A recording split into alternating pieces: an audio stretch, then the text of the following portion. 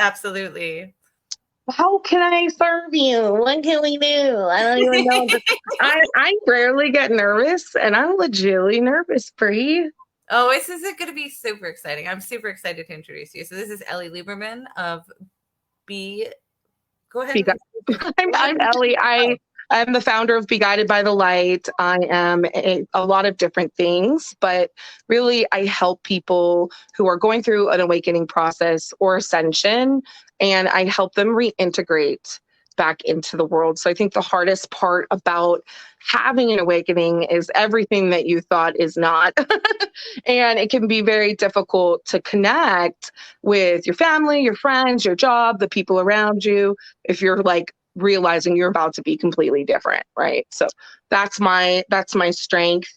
And also I help intuitives thrive. I help them build their businesses, and I help them figure out strategy and just recognize their own gifts and play on their blessings, not their curses, right? Like we all have a catch-22. So Amazing. definitely. We do. Yeah.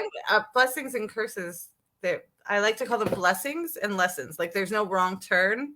You're either getting a lesson and you got to learn it so that you don't have to repeat it. True. You're getting a blessing, and then hopefully you get to repeat it. Perspective. That is a very, see, I'm just like a radical person, Brie, and I'm like, it's a curse. I'm cursed. In my mind, I'm like, this is the worst thing ever. I'm so dramatic.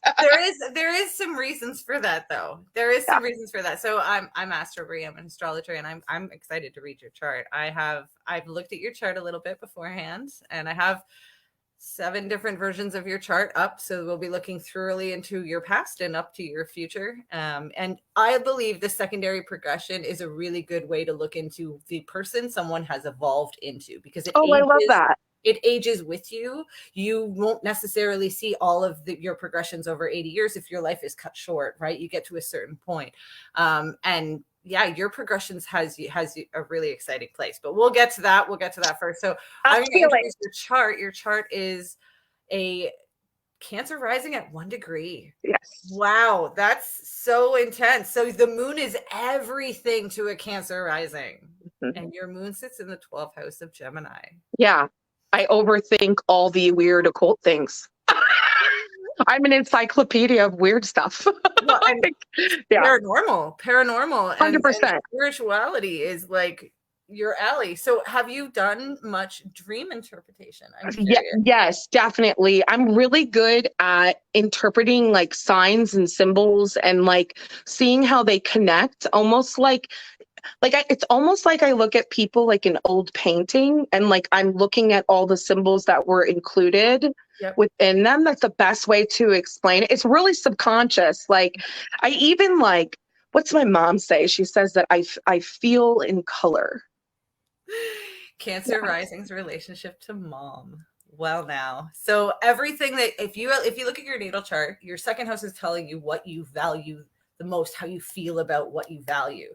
Your Cancer rising, so you personify very much with the moon, and the moon sits in your 12th house, meaning that 12 houses from the ruler of your chart is your first house. You value what you personify, which is your mother. That is true. I am her. I was gonna say, like, you guys are probably, you're like a little clone. You're like a little. We actually discuss often about how we have insane parallels. Like our lives, we say we're parallel perpendicular. Like they actually cross. I'll be living my life and she's living her life 3,000 miles away, and we're going through the same thing. And it's the you and I need to do a synastry on your mother and you. That would be very interesting. We should do that. We will do that on our next episode. I'm down. Mom on. So that is that. Oh, she would love this. And my mom is also very, very, very intuitive. So she is. If she's just like you, I'm everything. My morals, my ethics, when it comes to being intuitive and working in this field, come from her. 100%. Yeah, she definitely made sure I knew where my place was and what not to open, and what she told me about myself for sure. Yeah, you really hit it. You really hit it. Mm-hmm. So I did talk to you a little bit about this before, but in the first house, anything that comes near the first house within 5 degrees of the first house, it's personifying your identity to yourself. Now, if it's above the ascendant line, it's a little subconscious. Other people notice it before you do. And if it's in the Sure. first house, then it's something you personify with before other people notice it. Yeah. So you have Chiron at 28 degrees. You have your ascendant at 1 degrees. Wow. What is Chiron to you? Chiron, as we know, is the wounded healer. It's a archetype of a beast god cross mix, where we have a centaur that was blessed with the intelligence of the gods, but cursed with the body of a mortal, walking around with a wound and being guided to teach gods how to do their jobs and teach the humans how to be like gods. It's literally how I feel. Okay. So like, what's Chiron to me? I mean, my Chiron, you know, it's Gemini. It truly is like an embodiment of how I think about myself and like how I see myself. Like I think my deepest wounds are how I perceive myself, how I look at myself, how I interact in the world, how I think about it. Does that make sense? Absolutely. Okay. Absolutely. And we talked about how Chiron is also a frequency of your, because it's so close to your first house, it personifies with your body and how you Yeah. feel about your Well, body. there you go. I mean, You grew up in California? so I grew up in Los Angeles in the, Christina Aguilera, Lindsay Lohan days. And I've always been, BBW, right? Like I've always been really heavy. And at that time in the, late 90s and the 2000s, like there was so much pressure, like to just be over sexualized and, show your body and be really skinny and all these things. And I've always just been a thick chick. And it was so hard. Like the first time I was ever bullied about it, I can remember it like it's today. Like that's how it is for me. That's very Gemini, Chiron, in that space where I would overthink. And if I look back now, it's truly affected my whole life, like 100%, my perception of myself. But I moved to the East Coast and then I had no problems. I was like, it was literally like also like location. Like I was born into this space where it was all about how you look and not what you do and who you are and like how do you physically present. And I'm like, in my mind, especially as a child, I'm like, none of this matters. Like I'm so confused. So like there was such a duality of like, why does any of this matter? This isn't even real. Like where I was like, this isn't like what matters is up here and just really fighting that. And Chiron teaches us about what our medicine is. And we learn our personal medicine through being sick and healing ourselves, whether that be through a thought perception or a physical thing that we start ingesting or a routine we have to take on. It teaches us what we need to know to fix ourselves. And then that Chiron frequency says, okay, now I got to show other people how to do this. I think I had like at such a young age just accepted that this is how it was going to be and that there was nothing I could do about it. Mm-hmm. And so I stuffed it, right? Like, so I focused on elevating all the other places. I also focused on looking really good as a bigger girl. So like fashion, makeup, hair, like I tried to compensate. It was like, well, if I'm going to do this, at least I'm going to be the best looking thick chick in the world. You know what I mean? Like I tried to like, I was like, well, at least I'm going to work it, like if I'm going to do it. And, that got me by for a while, it was enough. And then, it sinks in. I think, my Saturn return definitely hit and things changed. And also being a woman and wanting to have children and having my health affect that. I mean, it's all kind of connected there. And self-worth, right? Like it's the only place I genuinely struggle loving myself, like for real. But as I accept that, like you said, it's the medicine. I become more accepted externally. Like nobody really sees, I see it, but nobody else. That's not how people describe me. I describe me that way. That is such a Gemini thing too. A Gemini, especially because you have Gemini moon, right? And your moon is ruling your identity. So as much as you have Cancer places, you have this empathetic, big emotional sensitivity. Yes. Coming from a cognitive place. It's coming from a place where you're like, okay, but I see all the things and I understand all the reasons, and that's why I'm upset. Exactly. If only it was another way, I'd actually do something about it. But in my mind, it's fine. As long as I understand it, then we're good to go. My mom, bless her heart, rest in peace. She was a Gemini moon. So you understand. Gemini moons are exaggerated form Yes. of creativity in the mind. You have the emotional well-being of a child. In the sense that there is anything that's around you that you absorb, you want to make it fun first. And if it's not 100%. fun, you might have a temper tantrum. Oh, every time. And I will die that way, Brie. I will not. I don't plan on changing that at all. Like, I like that. No, it's true, because I think I associate like feeling bad, right, with negative thought patterns, right? That's very Gemini. Like if my thoughts are really bad, then I'm going to feel really bad. And then that also ties into my Cancer placements too. Like then my emotions, once my emotions are out of whack, run because run. Not fun. It's true. So much.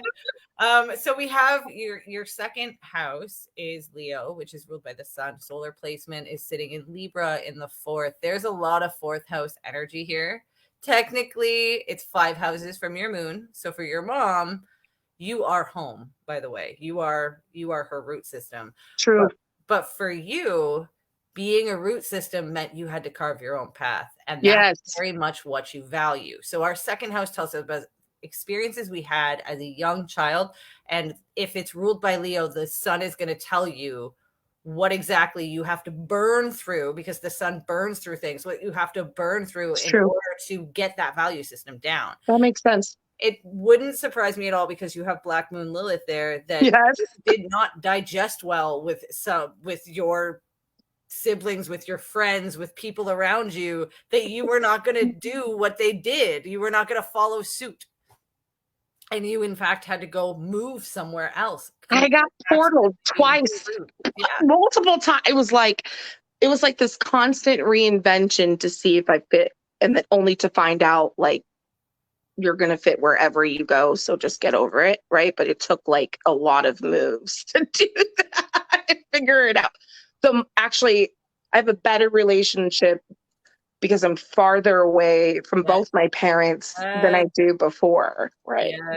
Yes, absolutely. And it's not because there's something wrong with them either. They're fantastic people. Like, I just do better in my own sovereignty. Like, basically, like, just don't tell me what to do, Brie. Like, it's a bad idea. Just don't do it. If I actually listen to you, I like worship the ground you walk on, and Lord knows I'm not doing that. So, there's so many reasons for that in your it's great. I'm like so stubborn in this way. Like, I get so fearful of being manipulated. Like, that's another thing too, is like, because I'm my loyalty is just, it's unfounded. Like, you cannot, if I love you and I'm loyal to you, like, it's game over. Like, I literally will do anything for you. So I think I'm very, very, very cautious as well to do that, because I've been misled like everybody else, you know. Absolutely. Yeah. Does that make sense? Yeah. Okay. Well, and that comes again, the value system related to Black Moon Lilith means that you had to value things regardless of everybody's perception. It was almost more of a turn on for you. And that's money too. How we feel about our worth. The second house teaches us how we feel about our worth is also how we make money. If we feel good about ourselves, we make more money. 100%. If we honor ourselves, we make more money. So the harder you went against the grain, the more the universe would have been like, yes, we support you. Here's some money. It's crazy. And people, I can't even tell you, like, so many people have been like, how does that happen? Like, how? I'm like, listen, I just do my own thing.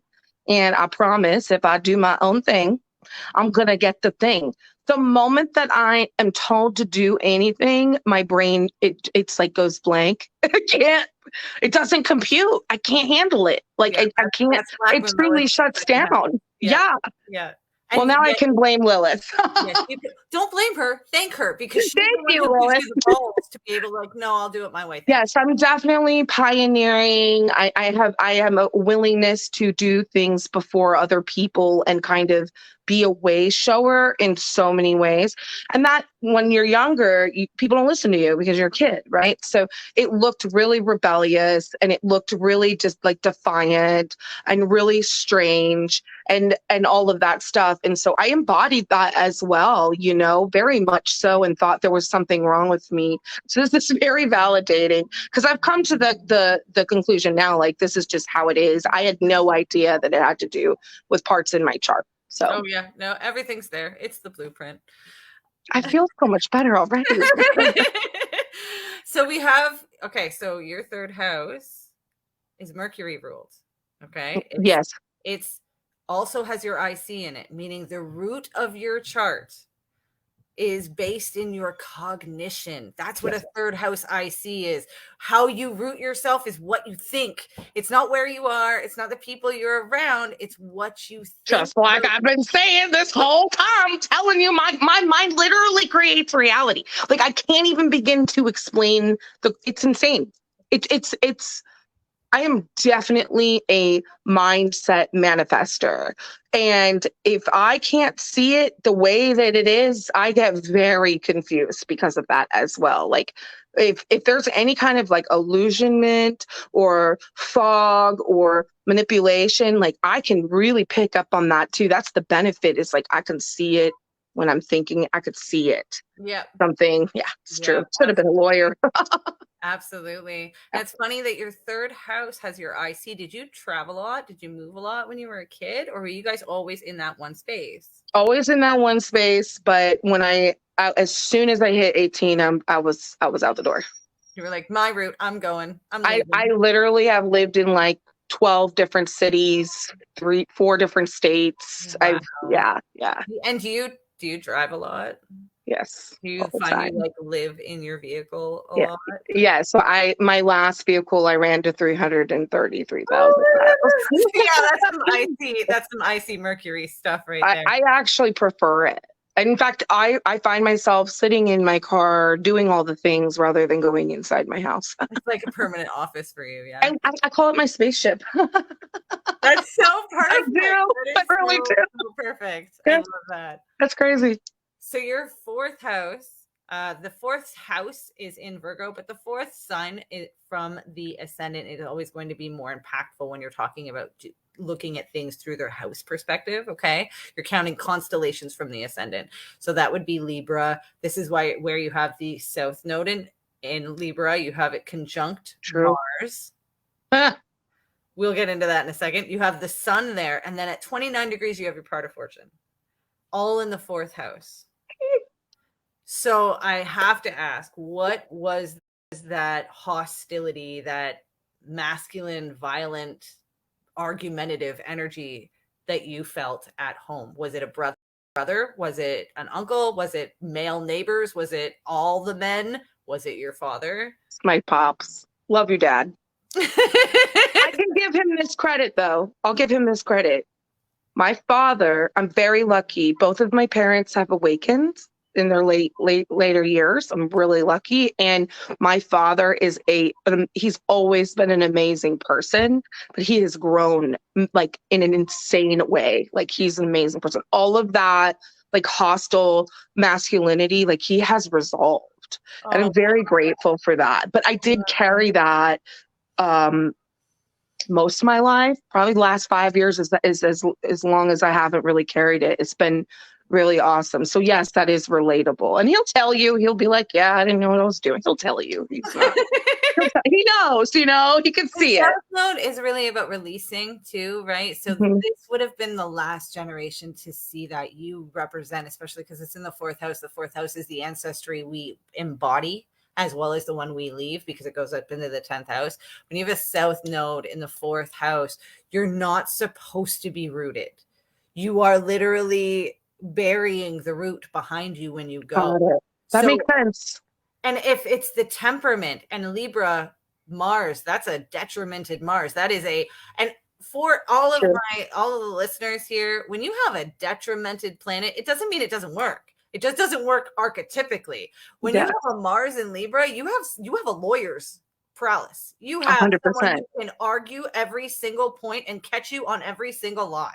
Oh, it's the scariest space because if I want something and I'm not, my morals aren't in alignment, like I said, run. Like I will make it make sense. I will make it'll all be based in fact. Like it goes both ways too, right? Like I can see it beforehand. Yep. What I can say is that I always say that I'm my father's karma. So what you're saying is 100% true because it's like that masculinity, that volatile energy, like I was like, this is not gonna fly, honey. Like, oh, you don't want me to do that? I'm gonna become that just out of spite. Right, right. And then I'm gonna give you 10 reasons why it's a good idea and you can't argue with me. Thank you for giving me all the ammo. Exactly. Shoot you with And it. it's dangerous, right? Like when I was younger, I was so angry. I was such an upset person. It's probably the empath aspect, being a highly sensitive person, among other things. And so that would really express very manipulative. And I didn't understand why everyone was upset with me. I didn't know why. Like, what? What do you? I was like, I don't understand. Like, yeah, it was like straight. Yeah, that's yep, yep.